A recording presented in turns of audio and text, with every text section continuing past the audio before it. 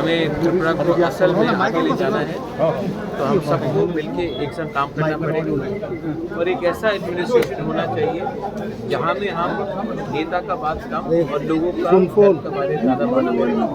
वही मेरा मैसेज होगा। अगर हमें त्रिपुरा को आगे ले जाना है तो थिंकिंग बदलना पड़ेगा, सोच बदलना पड़ेगा और एक ऐसा त्रिपुरा को हमको आगे ले जाना है जो अपने नेक्स्ट जनरेशन के बारे में चिंता करें। आपने सर बहुत कुछ रिफॉर्म्स की बात की है जी, तो अगले दिन कैसे काम करेंगे? हम इसका काम मैंने अभी से शुरू कर दिया है और आप आने वाले 10-15 दिन में इसका बहुत असर भी देखेंगे। कौन सी चीज़ के ऊपर प्रायोरिटी देंगे? Education is the most important, health, drinking water and entrepreneurship and also मैं एक सिस्टम को थोड़ा बदलना चाहता हूँ जहाँ में जो लोग पॉलिटिक्स नहीं भी है लेकिन उनके पास शिक्षा, नॉलेज और एक सोच है, उनको भी मैं कैसे EDC में